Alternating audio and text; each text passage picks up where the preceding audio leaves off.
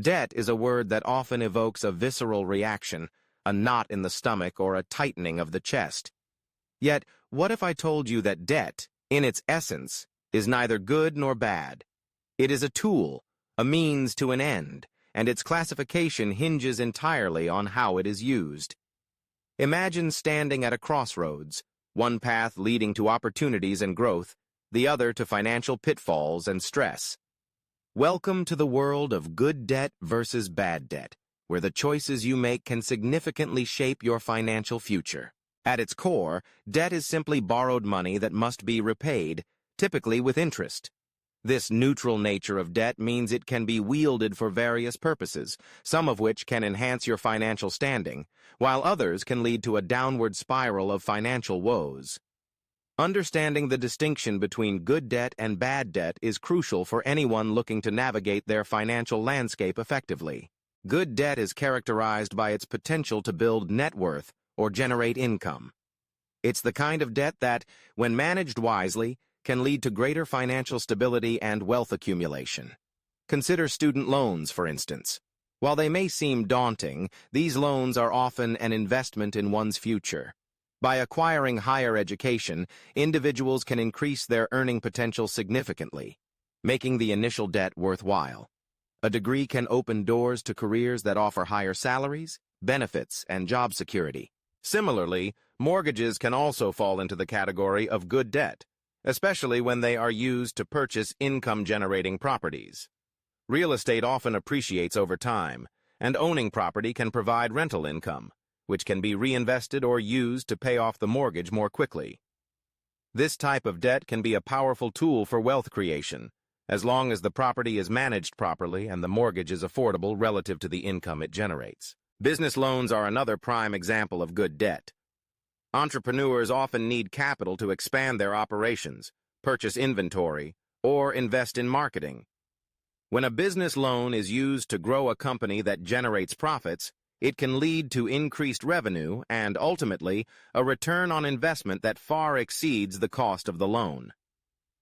In these instances, the debt serves as a catalyst for growth and opportunity.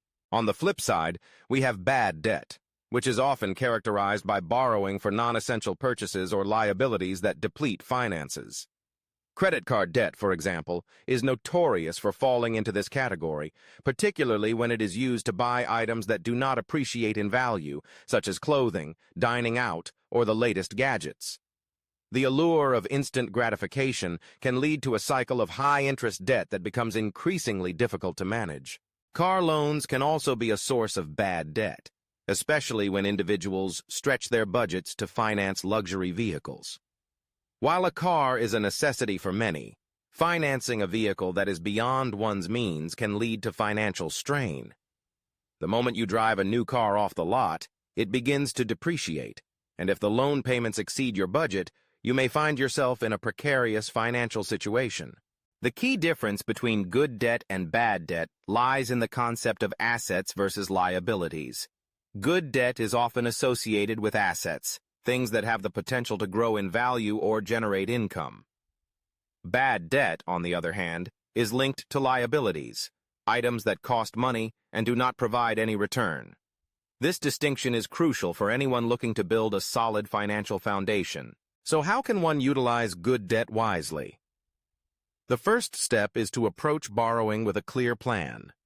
Before taking out a loan, whether for education, a home, or a business, it's essential to assess your financial situation and determine whether the debt will lead to positive outcomes. Ask yourself, will this debt help me build wealth? Will it generate income? Is the expected return on investment greater than the cost of the debt? Careful borrowing also involves understanding the terms of the loan. Interest rates, repayment schedules, and fees should all be considered before signing on the dotted line. A good rule of thumb is to keep debt within manageable limits, ensuring that monthly payments do not consume a disproportionate amount of your income. If you find yourself in a situation where you are trapped in bad debt, it's crucial to recognize the signs and take action. One common indicator is a growing reliance on credit cards to cover everyday expenses. If you're consistently paying only the minimum balance, you may be accumulating more debt than you can handle. Additionally, if your debt payments consume a significant portion of your income, it may be time to reevaluate your financial strategy. Overcoming bad debt requires a proactive approach. Start by creating a budget that outlines your income and expenses, allowing you to see where your money is going. Identify areas where you can cut back and allocate those savings toward paying off debt. Consider strategies such as the snowball method, where you focus on paying off smaller debts first to build momentum, or the avalanche method, where you tackle debts with the highest interest rates first. Real-life examples can illustrate the stark contrast between good debt and bad debt. Take two individuals, Sarah and Tom, who both graduated with student loans. Sarah took out a modest loan to attend a reputable university, majoring in a field with strong job prospects. After graduation, she landed a well-paying job and was able to pay off her loan within a few years. Tom, on the other hand, borrowed a significant amount to attend a private college without thoroughly researching the job market for his chosen field. After graduation, he struggled to find a job that paid enough to cover his student loan payments, resulting in a long-term financial burden. Similarly, consider two friends, Lisa and Mark, who both decided to buy cars. Lisa opted for a reliable used vehicle that fit her budget and allowed her to save for emergencies. Mark, however, financed a brand-new luxury car with a hefty monthly payment that strained his finances. While Lisa was able to build her savings and invest in other opportunities, Mark found himself constantly stressed about making payments, ultimately leading to a cycle of debt. As we reflect on the nature of debt, it becomes clear that it possesses an empowering potential when used correctly. Good debt can be a catalyst for growth, allowing individuals to invest in their futures and build wealth.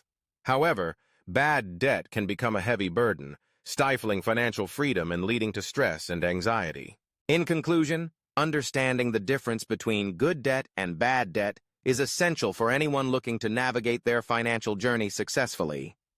By recognizing the potential of good debt as a tool for opportunity and growth, individuals can make informed decisions that lead to a more secure financial future. Conversely, by being aware of the pitfalls of bad debt, one can take proactive steps to avoid financial pitfalls and reclaim control over their finances. I invite you to reflect on your own experiences with debt. Consider the choices you have made and the lessons you have learned along the way. Have you encountered good debt that has propelled you forward, or have you faced the challenges of bad debt? Your journey can provide valuable insights not only for yourself, but for others who may be navigating similar paths. Share your stories, your triumphs, and your struggles, and let's engage in a conversation about how we can all use debt as a tool for empowerment rather than a burden. Together, we can foster a community of informed individuals who understand the true nature of debt and its potential to shape our financial destinies.